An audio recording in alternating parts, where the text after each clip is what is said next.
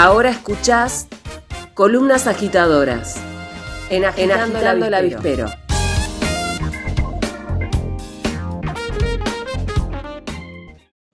Buen día, audiencia de Radio Che. Este es el segundo micro dedicado a conversar sobre los derechos de niñas, niños y adolescentes. En el primer micro intenté empezar a reflexionar sobre el derecho de los niños a no sufrir tratos crueles, a no sufrir malos tratos, abusos sexuales, negligencias. Ese derecho, el derecho a ser protegido contra los malos tratos, abusos sexuales, negligencias, está previsto en el artículo 19 de la Convención de los Derechos del Niño.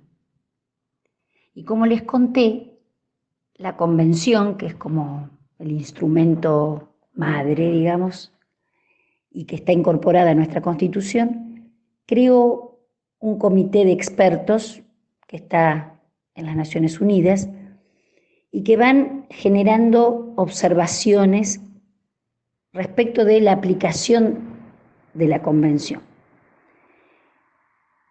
En este derecho de los niños a ser protegidos de todas formas de violencia o de tratos crueles, ha habido dos observaciones, la 8 y la 13. Y cuando el comité de expertos dicta, después de estudiar y de recibir informes y de analizar la observación 13, dice que no alcanzan las iniciativas de los estados porque la violencia hacia los niños, hacia las niñas y los adolescentes sigue siendo generalizada y muy preocupante en todo el mundo.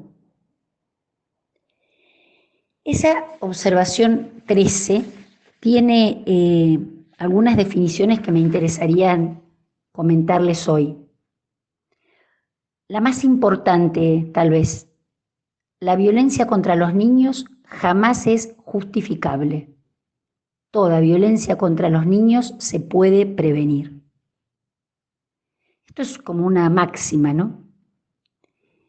En el micro anterior yo trataba de pensar qué le puede ocurrir a un adulto o a una adulta que castiga a los niños y proponer que consulten, que busquen ayuda en los espacios de salud pública, en los espacios de educación, tal vez en los servicios de la municipalidad, tal vez con personas más expertas dentro de la comunidad.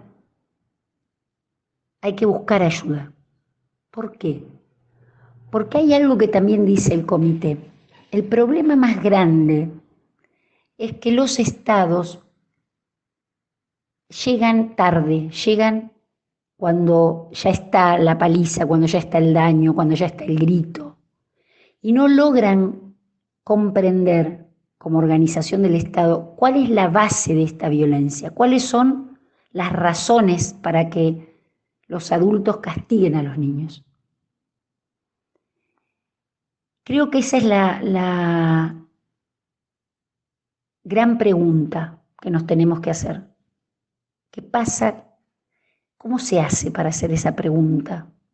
Primero hay que intentar llevar adelante alguna investigación grande, si se puede, pequeña, si no, una escucha.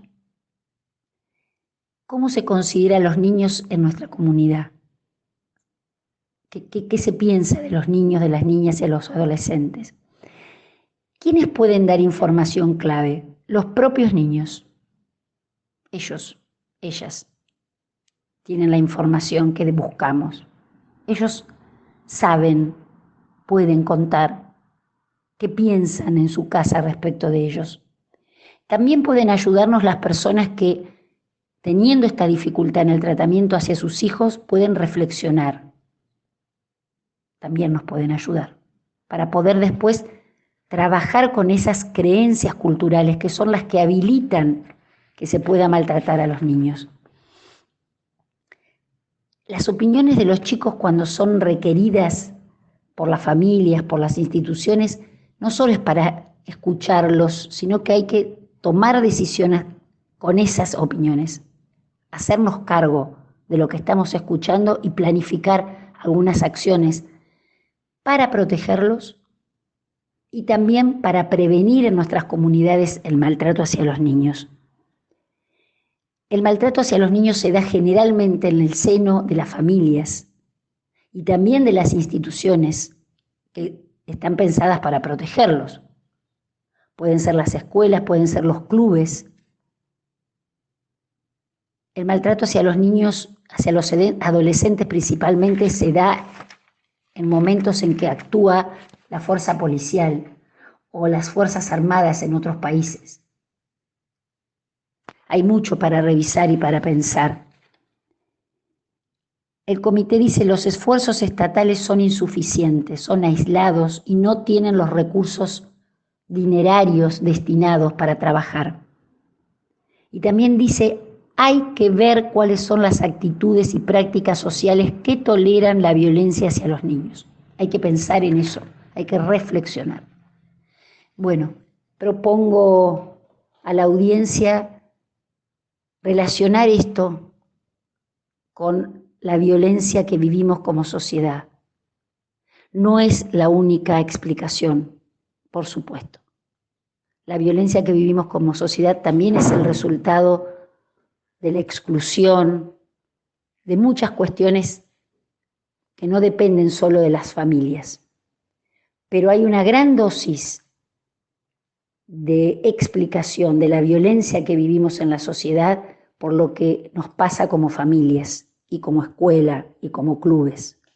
Entonces yo creo que hay que empezar por conversar, por armar alguna forma de diálogo con gente que está preparada para ayudarnos a conversar y empezar a que los chicos también puedan decir y prestar atención.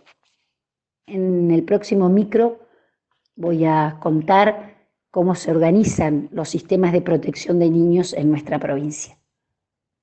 Hasta el próximo lunes.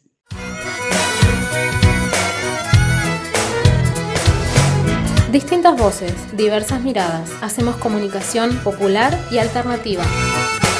Por el 90.5 FM Che Comunitario.